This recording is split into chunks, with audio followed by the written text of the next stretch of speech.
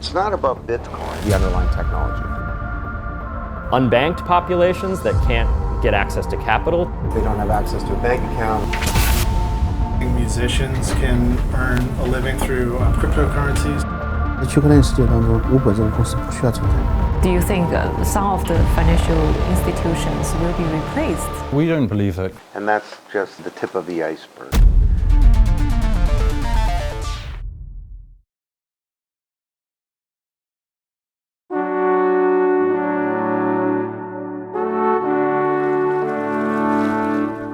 Switzerland is very strong in watches. And then the first digital watches came from Japan. This time we think we should not miss it.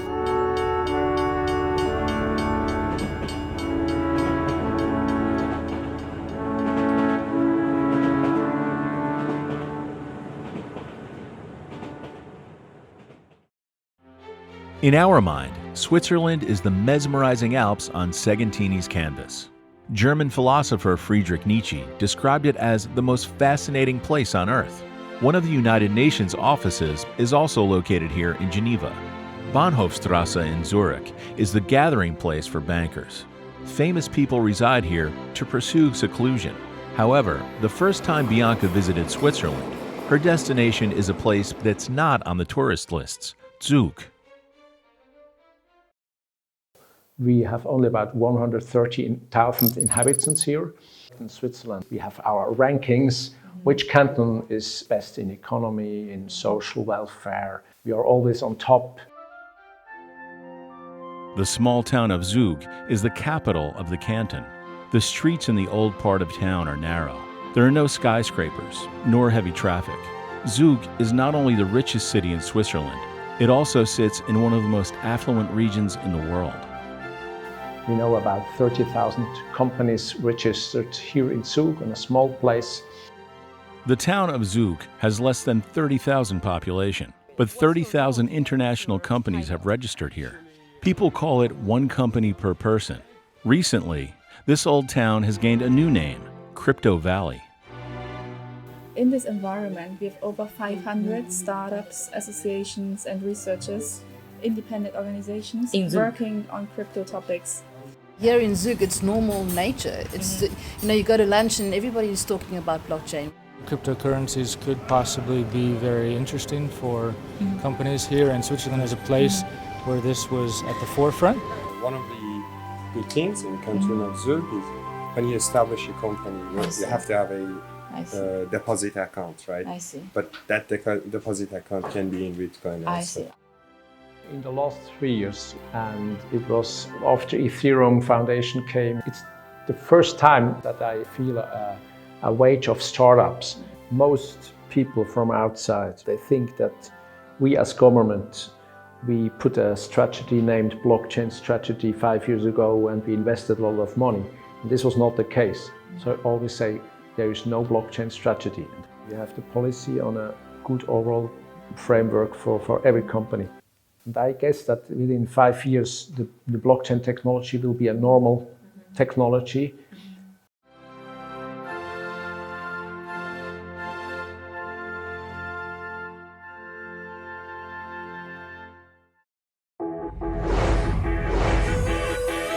Setting out again on our fascinating blockchain journey with Bianca Chen, an experienced financial reporter who has traveled around the world to unravel the mysteries of this remarkable decentralized technology. We will be exploring stories that not only tell us about technology and finance, but also the human interests behind these fearless scientists, financiers, entrepreneurs, educators, and other industry experts. This time, blockchain has brought us to an appealing hub in Switzerland, Crypto Valley, Zug. The blockchain era, at variance with the internet, will no longer be centered around Silicon Valley. Rather, it will have its own trajectory, and Zug is only one stop on this brand new journey. Many places have simultaneously entered the flourishing period of blockchain startups and application development. This all seems to be closely bound up with the birth of Ethereum. Because of Ethereum, blockchain technology has shifted from cryptocurrencies to the age of the smart contract. Ethereum, I hate to call it Bitcoin 2.0, that term has sort of lost its meaning. When Ethereum came out, that really skyrocketed, particularly in the enterprise. 因为公有链它本质上是个基础设施，它上面可以跑出各种各样的应用出来。This is Next Blockchain.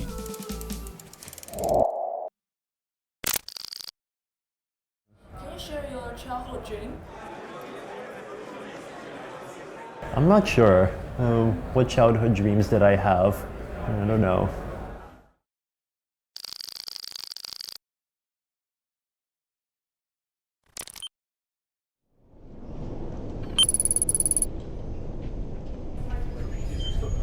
I'm from Toronto, and another founder of the Ethereum project, Anthony Diorio, is from Toronto. I went back to Toronto to visit my family over Christmas in 2013 and figured I should reach out to this guy, Anthony.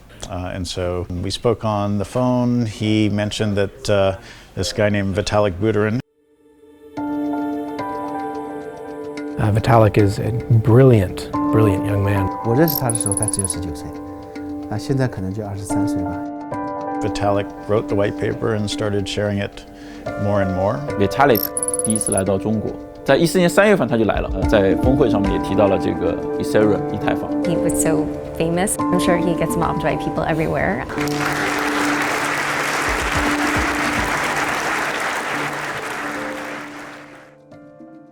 I heard about it in early 2011. I heard about it from my dad. Initially, I thought that there was no way that Bitcoin would work. So I spent some time researching it. I spent some time writing articles for Bitcoin Weekly. And over time, I just became more and more convinced that it could work and that this would be something that could become very interesting.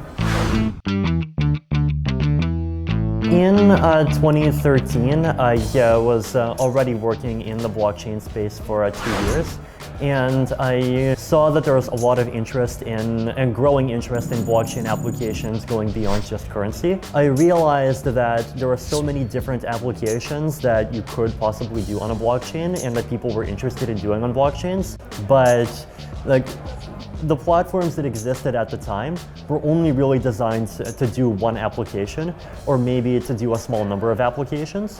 I wanted to do Ethereum in the first place is because I wanted to just make it easier for people in general to build decentralized applications.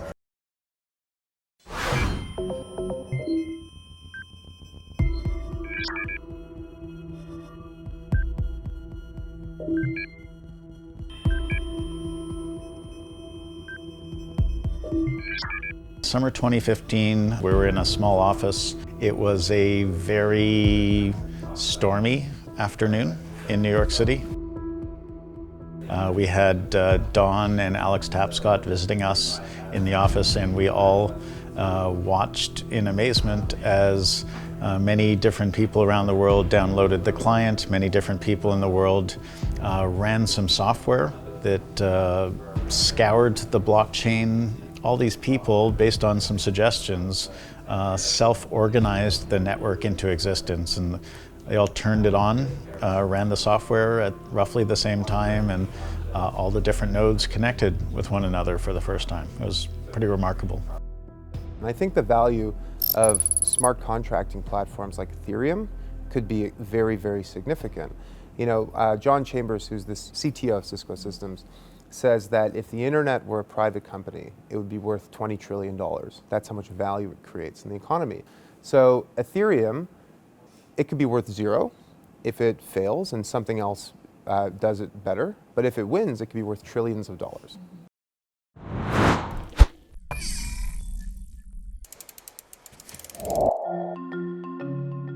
The biggest contribution that Vitalik Buterin made to blockchain is the realization of more possibilities for blockchain applications beyond cryptocurrencies, and that is the smart contract. In the 1990s, Nick Szabo had already proposed the idea of a smart contract. Namely, the idea of a smart contract is almost as old as the birth of the internet. In essence, it is an auto-executed computer protocol. It doesn't need anyone to monitor it. Once it's activated, it must produce a fixed result. But unfortunately, it was never put into practice. Vitalik saw the opportunity to implement smart contract on blockchain and turned it into a reality. The interesting thing about smart contracts on Ethereum, as opposed to what people call smart contracts on other platforms. So platforms like Bitcoin achieve consensus on the data. Ethereum achieves consensus on both the data and the programs. 你可以看以太坊，它这个项目，它很有意思，它提出来智能合约嘛。那智能合约的意思就是说，它让你每一个人都可以在上面写一些代码，去实现一些功能。 So anything that you can imagine happening on the World Wide Web can and will soon be able to happen on Ethereum. An adjacent music industry platform, an adjacent film industry platform, a supply chain track and trace management platform, advertising technology platform, a poker platform, a health signal platform. So a wide variety of activities going on. A lot of work in the energy industry as well. After the Ethereum network was released in 2015, it soon became a rising new industry. In 2017 and 2018, because of the surge in price, Ethereum became a major focus of attention. In these 2 years, the word Ethereum was searched over 110 million times on Google. Every day, there were 20,000 tweets on Twitter with the hashtag Ethereum.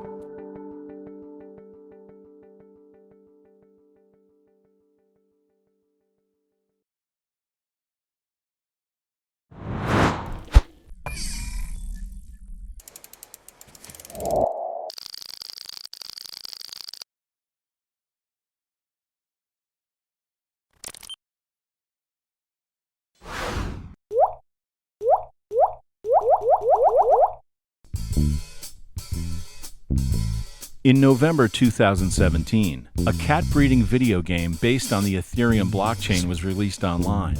The virtual cat breeding experience was nothing new, but what was really stimulating was the large returns achieved as a result of online kitty transactions. In early September 2018, a crypto kitty named Dragon was sold for 600 Ether, which was worth $170,000 at the time. Well, I work in blockchain, so somebody told me pretty early about the project before they launched. Here are my cats, if they ever load. Wow. How many cats do you have? 142. Wow, that's a lot.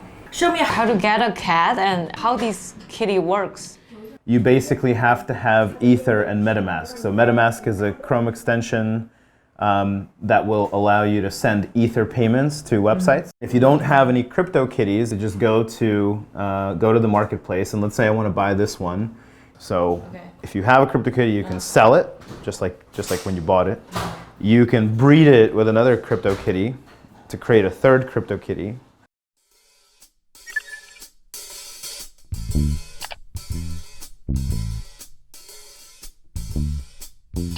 Since Bitcoin emerged on the scene in 2008, everyone was just trying to repeat Bitcoin's success. ICOs were in a fervor, cryptocurrency was dominating headlines, and a lot of promises were being made about the industry as a whole, but not a lot of teams were actually delivering product. Not a lot of people were talking about blockchain in an approachable way, or, in my opinion, an interesting way. One of our missions with CryptoKitties was to provide mainstream audiences, everyday consumers, with an opportunity to experience blockchain technology for themselves, and ideally in a fun and interesting way. Did you guys know it would be really popular? Yes and no. Before this game went live, there were around 500,000 Ethereum transactions per day. But within a month after the game was released, Ethereum's daily number of transactions hit 1 million. When did that happen? I believe within a week or two. What's so fun about this? It's fun. It's fun to collect them. They don't take up any room in your house. They're valuable. You can really sell them on this marketplace.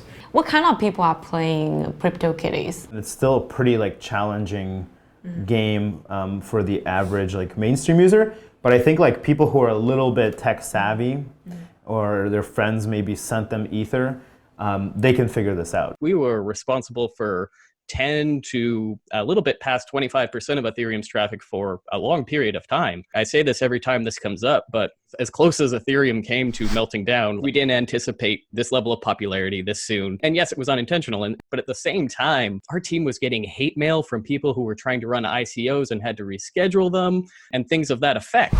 The advent of CryptoKitties opened up a window for the unfathomable blockchain industry to connect with the general public. But soon, it put blockchain into an awkward situation. A video game single-handedly caused congestion across the Ethereum network. 以太坊呢，当时的设计呢，其实这个是目前这个行业发展到这个阶段，我们在反思的一个问题。为什么会发生这种情况？其实一路走过来，它背后有很多原因。因为 Bitcoin Network 当时就面临这样的一个问题。从最开始加密货币的理念开始，它要建立一个对等的网络，就是一个 peer-to-peer 的 network。它对等网络，它是一个信息对称的网络。在 Bitcoin Network 里面，你通过任何一个节点，你都可以获知这个网络所有的信息。这和我们中心化的网络是不一样。比如说，你不可能知道 Google 所知道的所有的信息 ，Google 只会推送给你他想给你的，或者你想知道的一部分信息，你不可能知道整个互联网的信息，这是不可能的事情。那信息对等的网络呢，必然就会面临着它通过技术的冗余，它通过比如说全世界有1万多个全节点互相备份，来保证这个网络是绝对的安全，来让网络的这个公平和对等实现最大化，但是它的效率反而是最低下的。 所以也就会造成说，去撸一只猫，然后玩个撸猫的游戏 ，CryptoKitty 可能这个网络就会拥堵。但是效率是不是互联网发展的未来的一个唯一的主张和追求？我觉得发展到今天，其实人们在开始反思，对吧？比如说像 Facebook， 为什么一家公司有这么大的权利去把这个数据如何去管理，如何去保护好用户的隐私？难道效率一定是正确前进的方向吗？一边是效率，一边是 decentralization， 那这两个呢，基本上从这个分布式网络设计的角度上来说，它是不可融合的矛盾，所以你必须要有所取舍。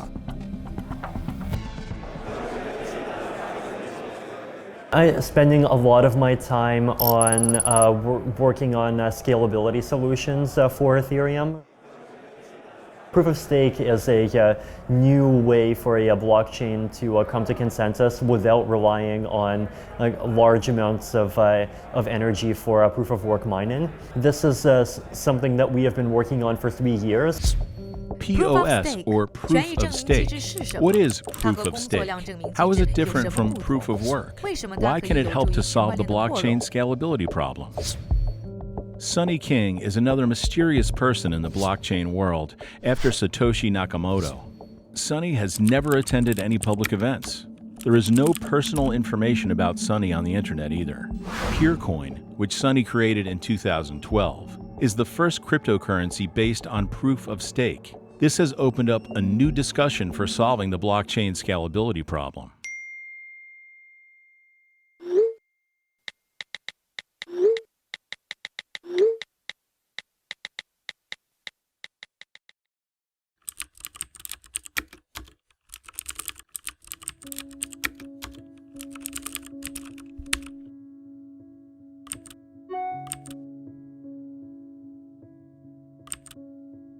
The proof-of-stake consensus was introduced by Peercoin project in 2012.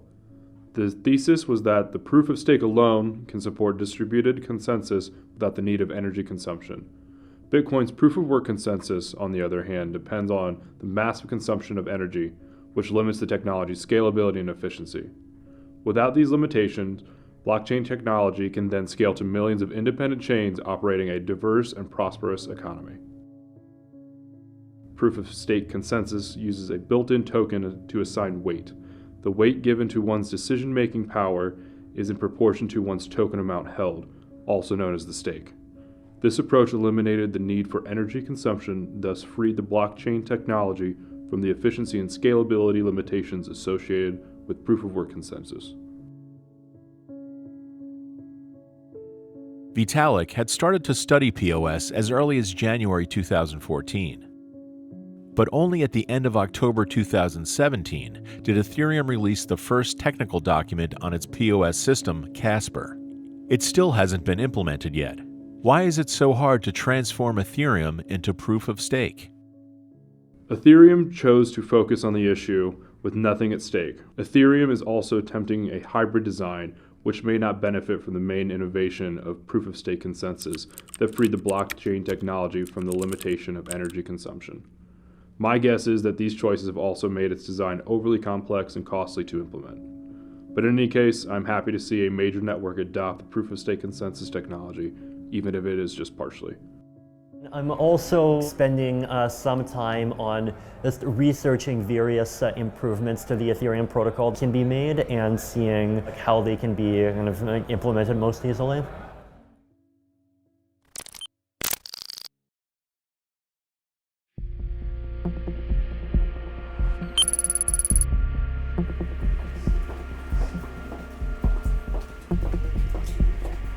I was in Ithaca, right in this very office actually, and Vlad Zamfir from the Ethereum Foundation was visiting, and we were talking about sharding and scaling Ethereum. He was spending a fair bit of time here, and somewhere in the middle of it he said, well, you know, this DAO thing is going to be big. It sounds like it'll be, you know, we thought it'd raise a few $1 million. DAO stands for Decentralized Autonomous Organization.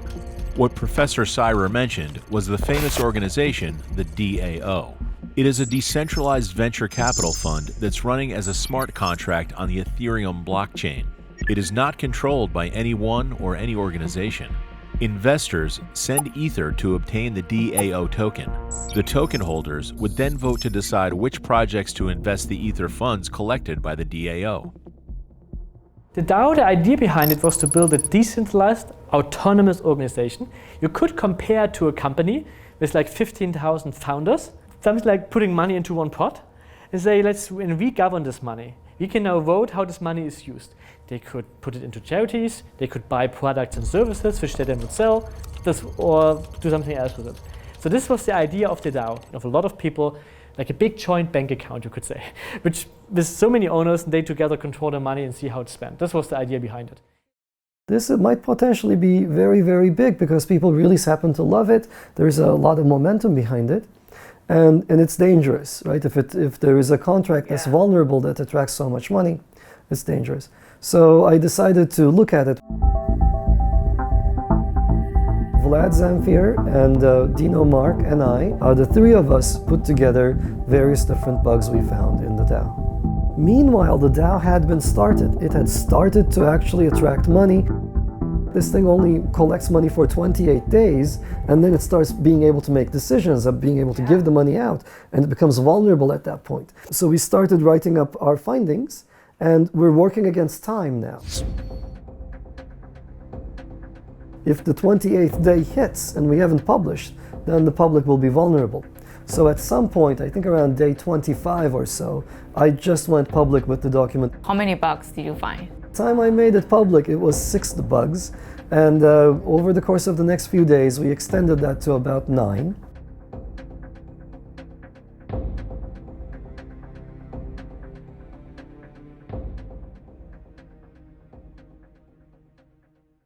On line 666, there appeared to be a reentrancy error. That is a weird quirk of how Ethereum works is when a contract is about to pay out, it doesn't just give you money, it gives you money and it jumps to some code in your wallet that you provide so that you can receive the money and then comes back and continues on. So that allows the recipient to actually interfere with the functioning of the person sending the cash. And when I looked through this code, it appeared to me a hacker could jump in, could demand a little bit of money, and when the DAO code jumps to his wallet to give him the money, the intention is his wallet will take some simple actions, like report something, send him a notification, that kind of thing. Instead, what he could do, a cleverly crafted piece of code that he places, could have his wallet call the DAO back, so that in the process of giving you, say, $10, you force me to go back to the beginning, go through the same logic to determine if I owe you $10, and then give you another $10, and again, and again, and again. That's why it's called reentrancy.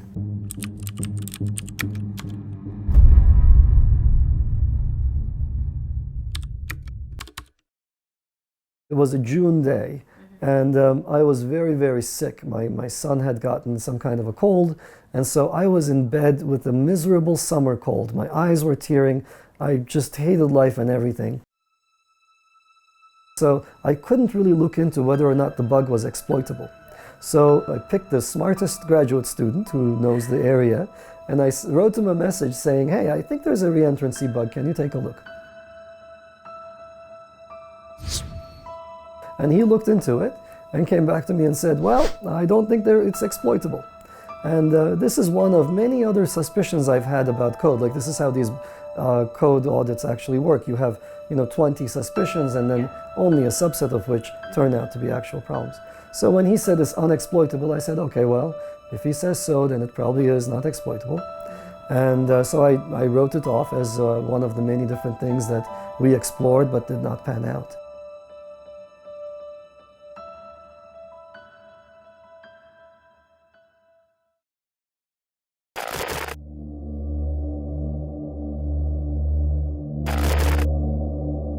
So I remember that morning very well. I got woken up. I was in Washington, D.C., and I got a call that says, you gotta wake up, there's something big going on. And there was a flurry of activity, and we didn't know what was happening. All we could see was that the amount of money in the Dow was rapidly declining. I mean, in the beginning, I felt very overwhelmed when I saw how much money went into the Dow. I was working on an Ethereum client with the security team, so I was kind of watching what was happening. This was about midnight, local time in California, I think, or a bit before, maybe 10 in the evening or so. I just was looking at the DO on the Etherscan, and then you saw a lot of weird transactions and Ether sort of leaving the main DO and going into this other smart contract that we realized was then another instance of the DO. Suddenly you see like this hack happening, and Ether was at like $19, it had already dropped to like $18, and you kind of knew that things were gonna crash. We have looked at it, we gave it several members of the Ethereum community which are leading there. We had excellent advisors, we had a company looking at the code, nobody found it. Sometimes I wish I would just have more time, like 1 month, just looking at a contract without changing it and seeing, maybe then I would have found it, I don't know. It wasn't exactly the application writer's fault that they did not realize this quirk. Many people had looked over this code and they were blind to it. The community as a whole did not understand reentrancy well at the time. The Ethereum protocol itself has been very secure, but Ethereum makes it very easy for anyone to shoot yourself in the foot. Yeah, it's very easy to build a smart contract that can be hacked in different ways. Can DAO fix it? Is that possible? It was not possible to fix it or patch it on the fly. Why? This is one of the ethos of smart contracts. So you want the smart contract to not be modifiable on the fly. You don't want anybody to have control over it, typically. And in particular, the DAO, if it's going to make financial decisions and if it's going to be in possession of $220+ million, you don't want somebody else coming in and saying, hey guys, the rules of the game have changed and now I take a cut or whatever else. So that's why they did not add any such measure. Once the DAO was deployed, it was impossible to stop. This was not what anybody expected. So this was already something which I had to digest, you could say. And of course then when the hack happened, it was just full-time working on helping people to get their money back. This was the only thing I had in my mind.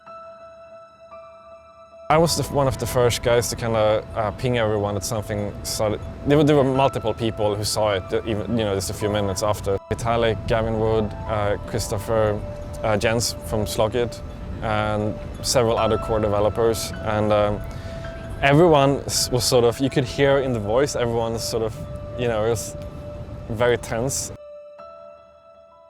The only response at the time was for Vitalik and other people, but Vitalik was the main person, to spam the network, to try to slow down how many transactions it could do so as to push back on the attacker to sort of keep the drain from taking place.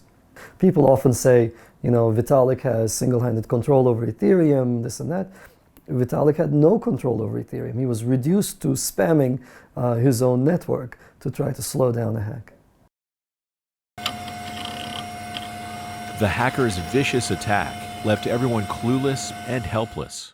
A group of mysterious programmers called the White Hat Hackers made their appearance in the community. Their plan was to rob the robber. They would use the same attack method to retake the funds before the malicious hackers could get their hands on it. So this was called the DAO Wars. And basically this hacker got the money, but he didn't really get it. It was just like in an account which was frozen for a while. and the rest of the money was still there. The exact bug, or actually combination of bugs that were executed when the DAO got hacked, the DAO effectively spawned like a child DAO. It kind of cloned itself, and then the attacker had some control over that clone, and all the tokens, all the ether was stuck in that clone. And then you had this sort of cat and mouse game where you could actually counteract that hack by hacking that child DAO. So the White Hat hacker said, or the Robinhood group said, well, before he or someone else gets it, let's get this money so we can give it back to the people. And so then they tried to fight also the hacker to get his money, and this was a long fight. So you can see a lot about the governance of Ethereum. So we, for example, really couldn't do anything. This was a decentralized, autonomous organization. Nobody had control over it. What ended up happening is that the hacker stopped at some point, and he picked the 53 million mark, and then everything came to a standstill. Did law enforcement jump in, like, to help you guys? So shortly after this whole episode kind of ended, I ended up coming to my office, and the red light on my phone was on, and I picked up, and it was a voicemail message. And it was from an FBI office, and he's like, I would like to talk to you. And I thought, okay, that sounds great. I'm walking back, and then on the way back, I panic because I realize I have no idea why they want to talk to me. It could very well be that they think I'm the DAO hacker. So the next day, I was on the phone with 3 FBI officers and 2 attorney generals from 2 different states. They wanted to understand what exactly happened and what the covenant was that people had entered and whether or not they should prosecute. There aren't that many lawsuits where man has sued a robot. And this is one of those cases where the thing at fault is some kind of a robot and how it was programmed. We haven't seen any prosecution fall out of the DAO bug. They did not know exactly where to look to retrace the steps of the hacker. Still, we don't know who is behind it. I do not know.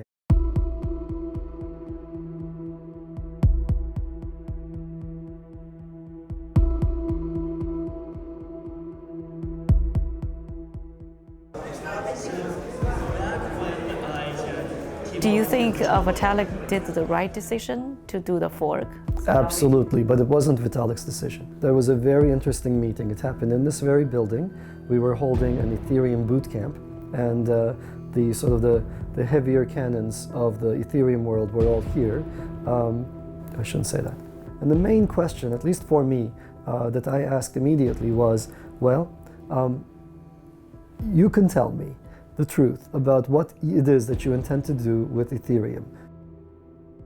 If you're going to go after illicit money flows, there's absolutely no way you could retrace anything. You can't do a hard fork of any kind. But if you're going to go after a much bigger dream of a world computer that is used for all sorts of everyday activities and societally good outcomes of smart contracts, then you can do what is right, and you can do what the community demands of you. And without any hesitation, Vitalik and others said, no, we want to build a world computer. We are not interested in these illegal activities. If we cannot correct any bug, like this kind of thing can happen anytime. That means we are going to put programs, codings into blockchain, right? So, and that's immutable. So that means we will have trouble after trouble. Absolutely. It shows great maturity to break through the simple narrative of code is law. Code is not law. The law is law. Okay? We are not minions at working for machinery. Now people understand that these things are not going to be bug-free. The underlying infrastructure is also not bug-free, and we will have to have better measures for dealing with them.2014年的时候，我们上海有7个志同道合的伙伴，我们说我们要做一件事情，结果做了一个什么呢？就是我们当时那个项目叫小蚁，后来叫做 Neo。这个项目其实比以太坊还要早，但是跑得比以太坊很慢。然后呢，我又认识了以太坊的创始人 Vitalik， 我还邀请这个以太坊创始人 Vitalik 到中国来做 roadshow， 这是14年5月份的时候，这个其实是以太坊全世界范围当内第一次路演，就在中国。那个时候我们就对以太坊非常看好，一直在以太坊上做事情，因为觉得以太坊真的不错。直到16年的6月份，以太坊发生了一件事情叫 DAO。我那个时候还是有一点这种怎么说呢，就是说完美主义者的这种想法，就是说区块链嘛，你是个不可篡改的账本。那如果你的币被偷了，你不能说我因为了把这些币追回来以后我去改账本。但是Vitalik当时的创始人他说我一定要去改账本，去把它 hard fork， 把它分成2个账本。当时是不支持，而且我当时开会的时候，我就直接对着Vitalik大叫，我说我代表中国社区，我反对分叉，因为我跟他关系很好嘛。他还是做了。那我后来说这个东西不靠谱，这个东西不靠谱。当时对以太坊的看法就不靠谱，所以我说如果是这样的话，我自己搞一个。第2年就是17年的2月11号，我们真的把项目给做起来了，就真的是按照我们原定的计划去做出来这样一个完全自主开发的一条公有区块链。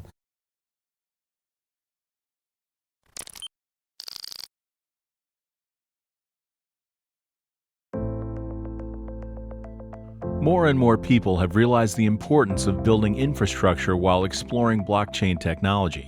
The advent of Ethereum opened up a new path for public blockchains. It carried great expectations, but at the same time, its flaws were also exposed. This has inspired other developers to join this chain-building movement. 所以这个是 Quantum 最微链的 into Aeon 像星云链 on the Tezos blockchain. build applications. 以太坊它有一些设计是很有问题的，就是说它的理念是人人都可以写智能合约。那问题就是说，如果我刚刚从大学毕业，我没有一些经验，但是我会写 Solidity， 我可以在以太坊上编程吗？可以的。那我整个的以太坊主链不是变成了一块试验田了吗？我一直要干的问题就是，我认为就是我们讲区块链这个事情，我们的看法是这样的，就是说，最终使用区块链的人还是普通的商人，而不是程序员。不要去写代码。表单，你要数字化什么资产？资产名字叫什么？多少个？精度是多少？什么时候发？以后可不可以再增发？也就是说，我们的口号就是说，你做的最好的事情，把区块链留给我们，我们是提供商。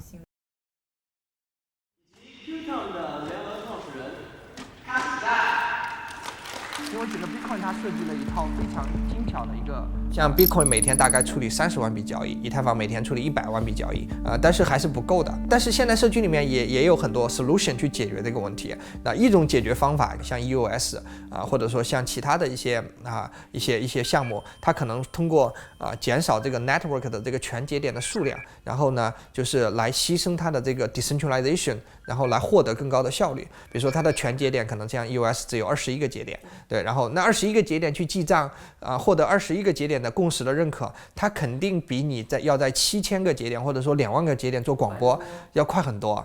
那我们在做的是什么？我们还是说维持底层的这个 Layer 1， 我们把它叫做第一层的协议。这个 Layer 1的协议呢，足够的 decentralization， 我把它维持好。那效率怎么取得呢 ？OK， 我搭建不同的层次，我搭建 Layer 2， 像 Bitcoin Network， 像 Lightning Network， 闪电网络 State Channel， 对，然后像那个 Ethereum 上也有，比如说像那个分片然后 Sharding， 包括像 Plasma， 它搭建很多 Layer 2的这个 solution。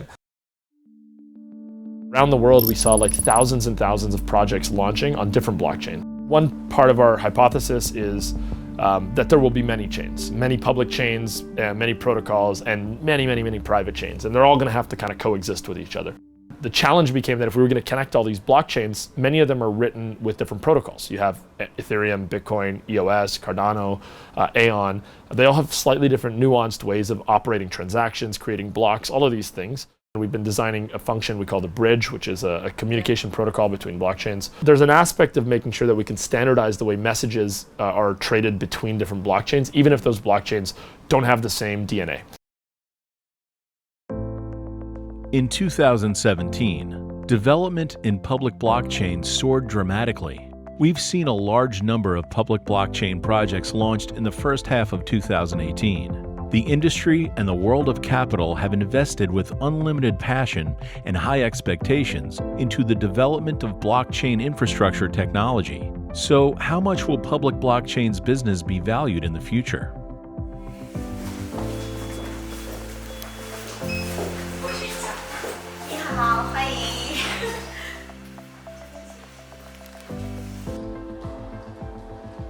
任何一件事物的发展都是有个过程的，所以说区块链最开始是从什么呢？是从数字货币开始的。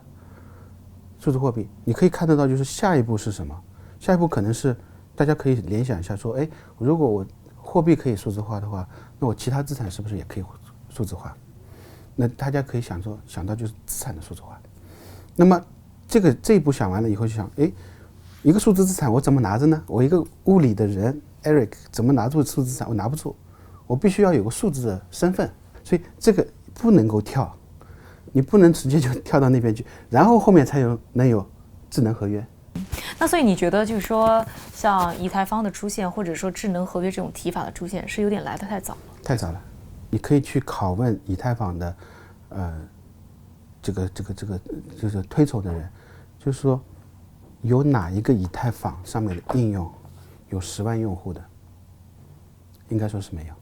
也就是说，如果你是卖茶叶的，如果你是做商旅旅行的，没有问题，你不需要懂太多的区块链，你做好你的茶叶，你做好你的商旅出差，然后呢，你这边茶叶已经有30万的用户了，你这边商旅出差已经有50万用户了，没问题，放到区块链上，我们原件来帮你做区块链化，把你们的用户的数字身份放在区块链上，商旅出差的数字身份放在区块链上作为数字身份，然后呢，每样茶可以是一个数字资产，每一个商旅出差的记录都是放在区块链上不可篡改的，对吧？那么好，数字身份其实在同一个区块链上是打通的，你出差也可以去喝茶，你喝茶也可以出差，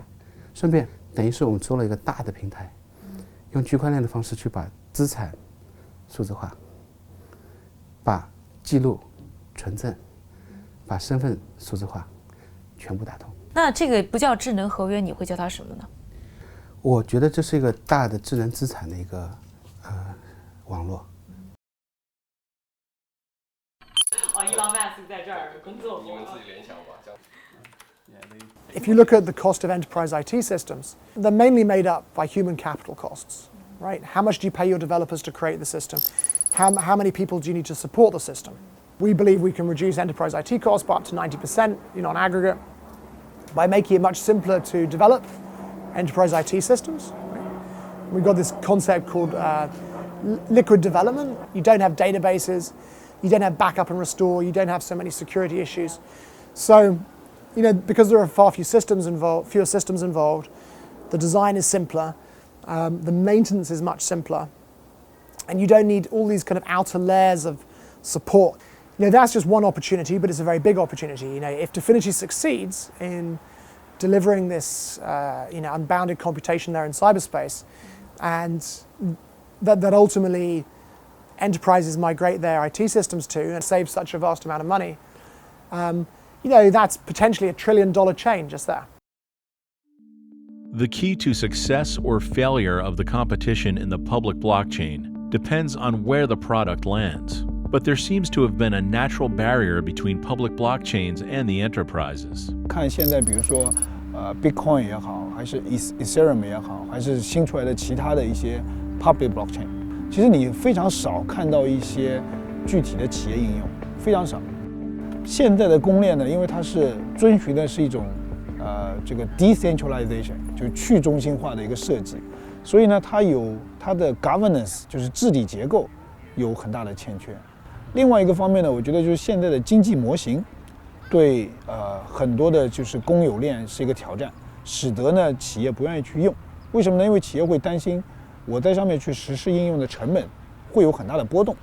对吧？举个例子，这个17年年初的时候，可能以太坊才10块美金，现在1100美金，对吧？那这个企业它在去实施应用的时候呢，会觉得它的这个成本完全不可控。所以第三方其实没有办法完全被 blockchain 取代。我觉得一定程度之内是很难的，甚至在发展一个呢，我认为就是发展的过程中，它会起到一个 transition 的作用，它会从一个完全传统的方式 transition 到一个有 blockchain 的一个 mix 的形式。那另外一个呢，我觉得第三方呢，它的转变也会有两个阶段。第一个阶段呢，它可能是用它传统的一些专业知识，去让区块链的项目更加合规，或者更加运行的更加让投资人可以获得投资人更多的信任，更加公开、更加透明。第二个呢，就是未来它可能反过来再用区块链的技术，去让它的一些服务变得更高效、更透明、更公开，这两个不同的阶段。You know, it would be the perfect world where everyone would be on a public chain. That's not going to happen anytime soon. So we're already seeing that type of trust boundary, or the lack of trust, would benefit from a public trustless network. So the private networks are going to continue as well. They have different optimization and pain points from performance and scale, privacy and confidentiality, to make those markets work. Whether it's Ethereum or the public blockchains that appeared later in their vision, how far is the blockchain-driven business world away from us? In this competition for public blockchains, who will become the final winner? Or will it be like 100 flowers in bloom? Perhaps the answer will only be revealed along with the development of the technology. The ambition of these public blockchain developers to change the world with technologies have already been ignited. Today, there are a lot of public blockchain projects out there. It looks very much like the early years of the internet. Will history repeat itself? A lot of businesses shouldn't exist. Look at eBay. It's pretty much not changed since 1996. If even a company like Google can't continue to innovate once they become a monopoly. The more we worked with companies, the more we realized that most of the challenges were still not at the application layer, they were at the infrastructure layer. 你要在区块链上做非常叫 niche market， 就是小的垂直的一个小的应用的话，还早呢。我们要把 infrastructure， 我们要把那个底层的东西先做好。所以我们也许就变成先烈了，也许是会变成先烈的，但是我们愿意去做这件事情，总要有人去做的。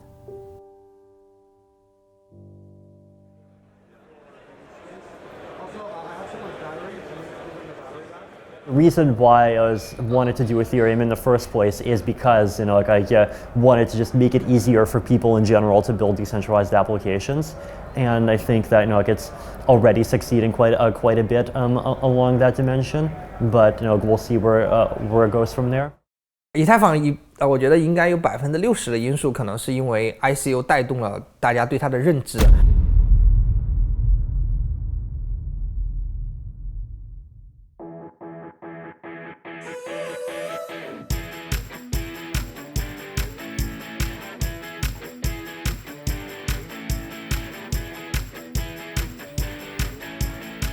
UNICEF as an organization works in 135 countries around the world and has more than 12,000 staff who are dedicated to solving problems for children.